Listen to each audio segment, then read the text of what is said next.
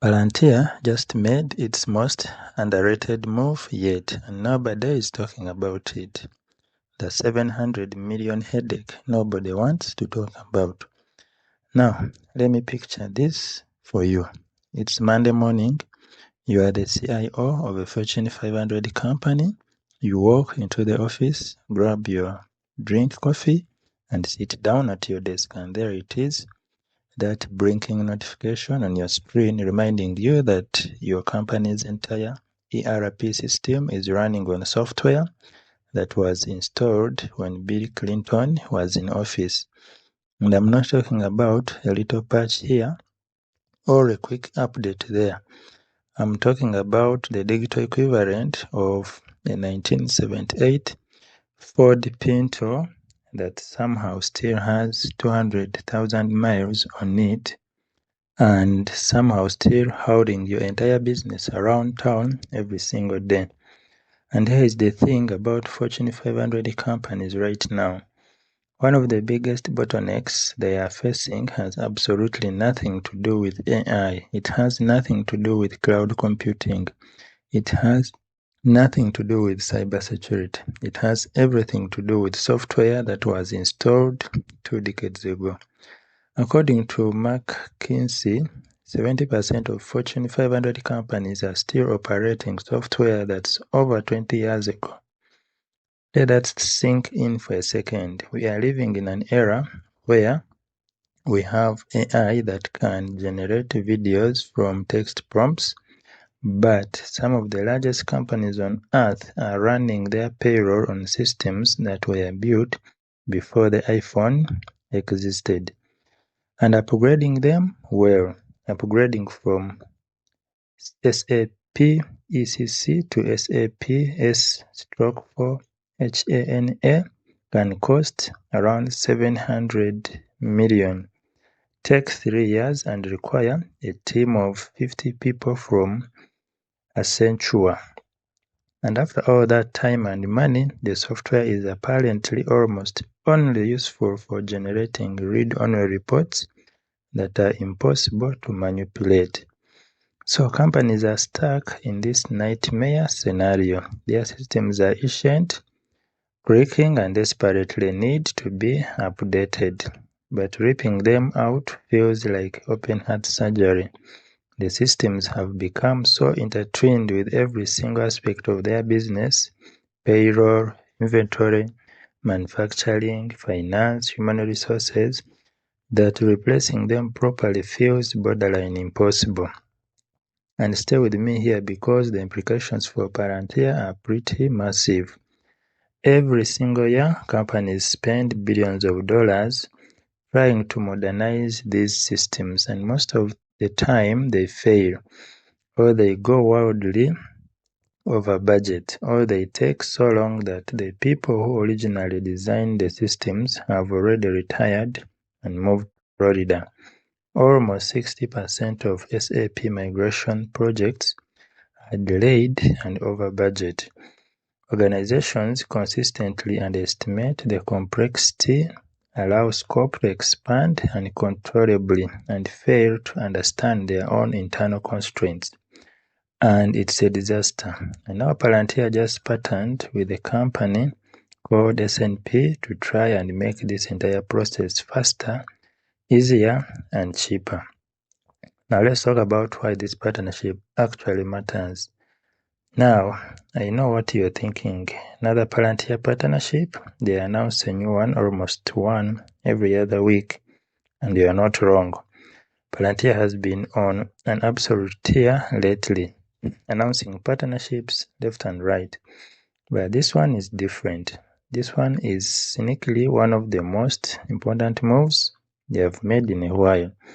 Because this isn't about selling more software, it is about embedding themselves into the most critical, high-stakes IT projects that Fortune 500 companies will ever undertake. Think about it this way. Companies don't migrate their SAP systems every couple of years. They are once-in-a-decade project. If Palantir becomes the AI layer that sits on top of these transformations, If they become the preferred partner during the migration, there is a good chance they stay there for a really, really long time afterwards.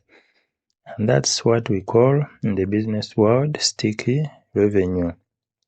And that is exactly the kind of move that Palantir has been quietly making for years. They are not trying to replace every single application in a company. That would be insane. Instead, they are trying to become the operational layer that sits above everything. Let me explain what I mean by that. And what is S&P? And why should you care? So let's first go into what S&P actually is. S&P isn't just a household name, and unless you work in enterprise software, you've probably never heard of them before. They are a German software company that has been around for over 30 years. They are headquartered in Heidelberg, Germany, and they have got about 1,600 employees across 34 locations in 22 countries, and they specialize in something that is incredibly boring until you are the one paying for it.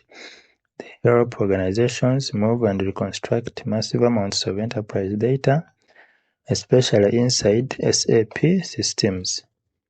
Now, if you are enjoying the breakdown, please like, share, and subscribe. Now, if you've never heard of SAP before, it's basically the software backbone for some of the biggest companies in the world.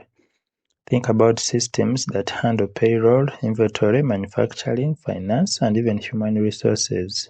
If you have a Fortune 500 company making billions of dollars every year, there is a decent chance SAP is somewhere underneath the hood, keeping the entire business running, and that's exactly the problem. These systems have become deeply embedded over decades. Companies end up customizing them, building new applications on top of them, connecting them to thousands of employees who use them every single day. Eventually, nobody even remembers how everything works because the people who originally built them retired 15 years ago.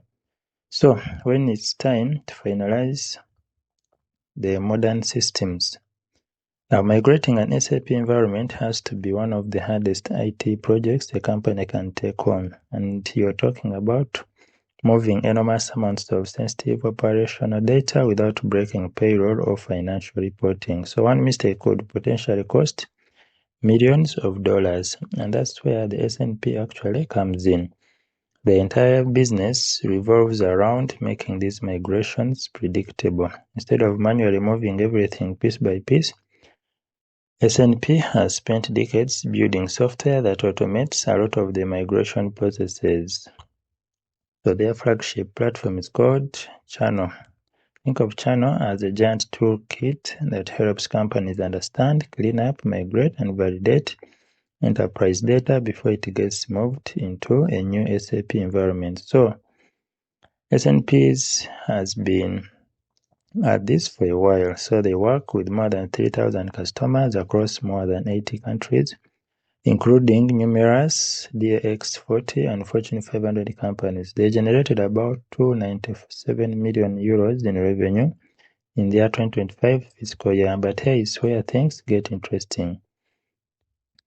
The Bluefield approach, moving without breaking everything. Now, S&P has something they call the Bluefield approach. Now, if you've ever moved houses, you know there are basically two ways to do it. You either have option A, that is brownfield, pack up every single thing you own, including that broken printer you've been dragging around since 2021, and move it all to the new house. Everything comes with you, the good and the bad. Option B is greenfield. Throw everything away and buy all new stuff. Start completely from scratch. So neither option is great. Option A means you're bringing all your old junk with you. Option B means you're spending a fortune on new stuff and you have to figure out how to live in a house with no furniture for 6 months. Now, Bluefield is basically option C. Instead of forcing companies to either completely start over or copy every single piece of old junk into the new system, Broadfield lets businesses selectively bring over what they want while leaving behind the outdated processes and all the unnecessary data that's accumulated over the decades. So it's a kind of like moving into a new house where you don't want to throw away every single thing you own, but you probably don't want to pick up that broken printer you've been dragging around since 2021 either. Now, the Broadfield approach offers the best of both worlds. It provides the reliability of brownfield, keeping critical operations stable, while enabling the customization and modernization opportunities typically associated with a greenfield. And that's one of the reasons SNP has built such a strong reputation in this space. Now, where Palantir comes in now, by this point, you're probably wondering, okay, so SNP is really good at moving SAP data. Where does Palantir fit into all this? That's a great question. Because this partnership isn't about replacing SNP, it's about making SNP dramatically better. So Palantir and SNP are developing a new AI-powered solution together without the first product already announced. With the first product already announced is something called test data proposal.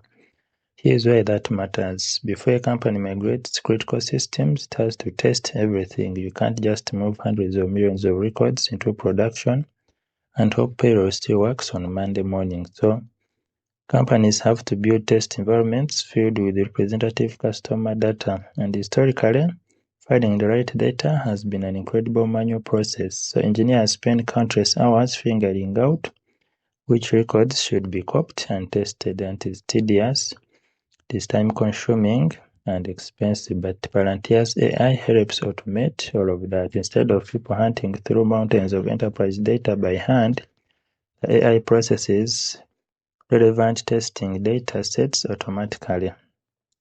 Its engineers spend more time solving important problems instead of doing tedious manual guesswork. So, test data proposal will expand SNP's proven channel platform, and it's just the beginning. And honestly, I don't even think it's the most interesting part.